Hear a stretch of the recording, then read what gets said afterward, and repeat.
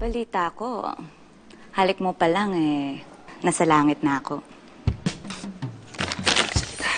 Wala tayong oras, baka tawagin na nila ako doon. At,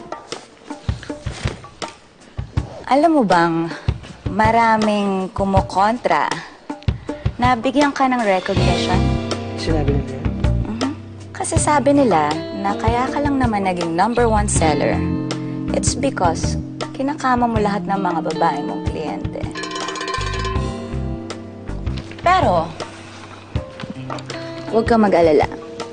Kasi, I'm sure, nag-enjoy naman yung mga naka-one night stand mo. And, ginamit mo sila, ginamit ka rin naman nila. Parang, tayo. Gusto mo bang maggamitan na lang tayo? Wait. Sandali, baka tawagin na nila ako eh. Anong ginagawa mo? Pasensya ka na. Wala rin ako sa mood makipaggamitan ngayon eh. Ladies and gentlemen, let's welcome our 2015 Top Seller of the Year, Mr. Juan De La Costa.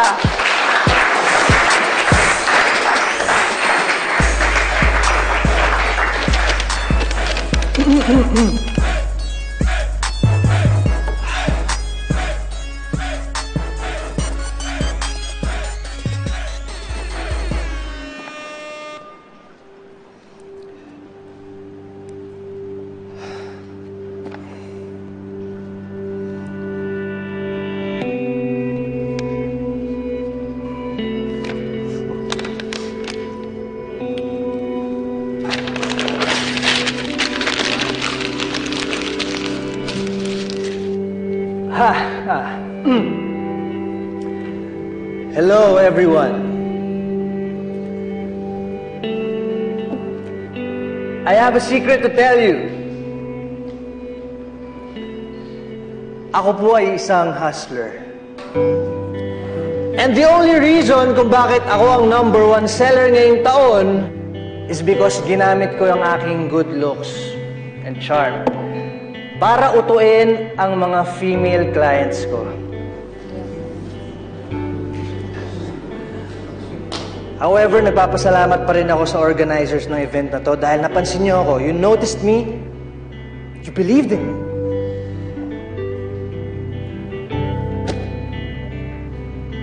Just like one person I know. Naniniwala ako na kaya mo magbago.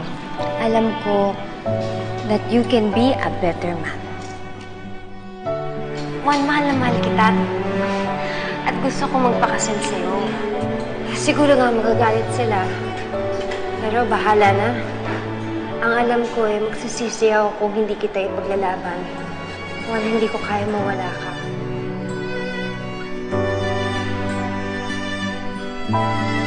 Rest assured, sisiguraduhin ko na magiging worthy ako para sa award na to. I will never let you down.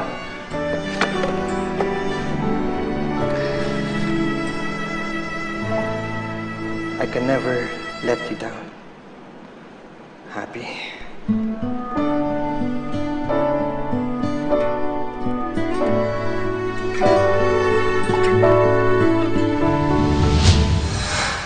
Hello, Ate Joy. Si Juan to. Bakit, Juan? Anong kailangan mo?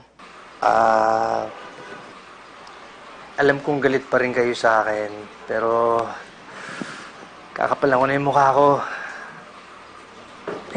Hihingin sana akong pabor eh. Pabor? Kailangan ko lang talaga kasi makausap si Happy. Actually, kayo ng buong pamilya ninyo.